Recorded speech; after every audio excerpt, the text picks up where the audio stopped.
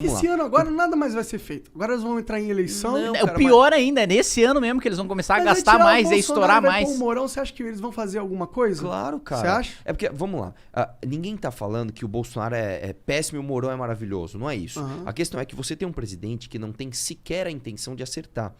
E nessa intenção que ele tem de salvar a própria família, cara, ele já tá assim fazendo coisas completamente inaceitáveis. Você tem ali recordes de emenda e orçamento pro Centrão sem nenhuma reforma. Você tem, como eu te falei, o PGR que vai ficar lá e vai enterrar o combate à corrupção por mais 2 anos. Você tem 2 indicações pro Supremo Tribunal Federal que vão nos custar 20 e poucos anos de impunidade por conta desse cara. Mas nessa lógica a gente tinha que ter impeachmentado todos os presidentes do Brasil desde a história que o Brasil teve presidente. Claro que não. Não? Não, de jeito Será nenhum. que todos os presidentes não fizeram Não, todos os presidentes não... Não, uma coisa é você fazer uma coalizão. Outra coisa, o que o Bolsonaro tá fazendo é o seguinte, eu acho que tem 2 problemas. Fazer coalizão política para governar é normal. Você precisa conversar, você precisa ter indicação política, você precisa inaugurar a obra no estado do cara para dar voto pro cara. Isso é normal, precisa acontecer em qualquer governo e precisa ficar muito claro que a gente não é igual o discurso do Bolsonaro da eleição, não vamos negociar nada que eventualmente se o Arthur, por exemplo, que é pré-candidato a governador, ele ganhar o governo do estado, ele vai inaugurar a obra com o deputado estadual no reduto dele, o deputado estadual vai fazer parte de secretaria, vai estar presente, mas o cara vai ter que ver uma ficha que ele vai ser decente, vai cumprir determinados critérios técnicos de currículo, etc., mas vai ter indicação e composição política. A grande crítica é o seguinte, primeiro, ele abrir completamente o orçamento e pastas estratégicas pro Centrão, então abrir a saúde, abrir a educação, abrir os ministérios que geralmente eram da cota pessoal do presidente da República, que é quem determina a política do país. Isso não foi feito no governo Dilma, FHC, todos os outros? No governo Dilma foi.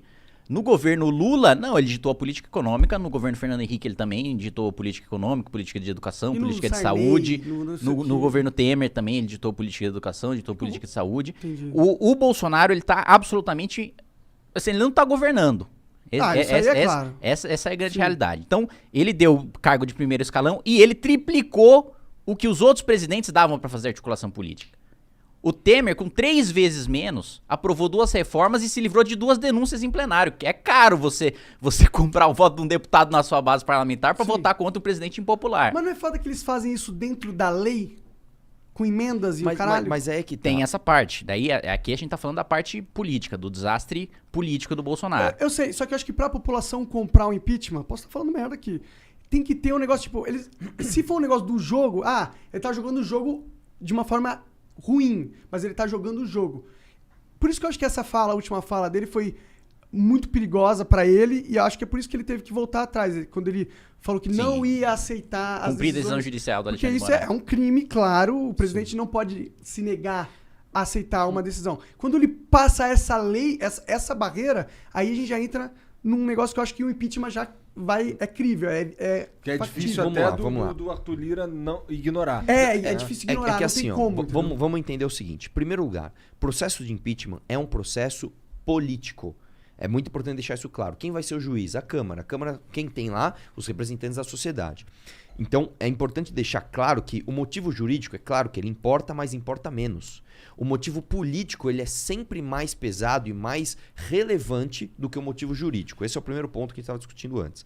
Segundo ponto, como que você faz, então, para que os deputados votem pelo impeachment ou não? Só tem um jeito, pressão popular. Porque o deputado, cara, ele está preocupado normalmente com a reeleição, somente. Este cara, ele precisa ouvir a base dele. Então, eu sou um deputado, sei lá, sou um deputado do interior da Bahia, sou um deputado, sei lá, do Piauí, do Rio Grande do Sul. Eu vou lá na minha base ouvir o que a minha base, que quem me elege, o que eles estão falando. Se esta base fala, eu quero impeachment desse cara, esse cara se sente pressionado a votar pelo impeachment. E isso acontece, inclusive, também com o Arthur Lira, muito mais, porque o Arthur Lira, quando chegar em 2022, ele sabe que a popularidade do Bolsonaro está derretendo cada vez mais e ele sabe que a base dele, que é no Nordeste, é uma base que vai estar com o Lula, inclusive.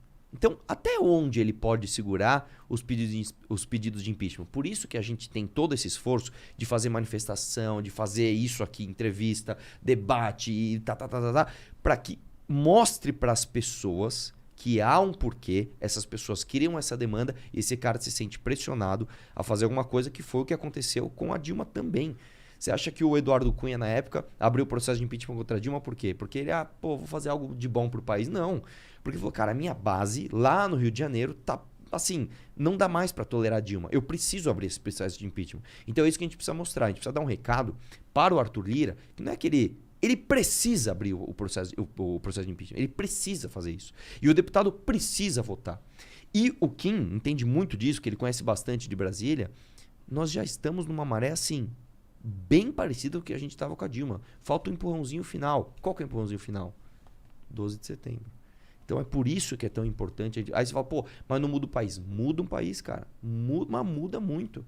Se você pegar o choque de realidade que teve entre o governo Dilma e o governo Temer, que foi um governo tampão, vamos dizer assim, cara, foi absurdo. Nós aprovamos fim do imposto sindical, nós aprovamos PEC do teto, nós controlamos a inflação, controlamos os juros, a bolsa subiu. Foi maravilhoso, cara. Então a gente precisa disso.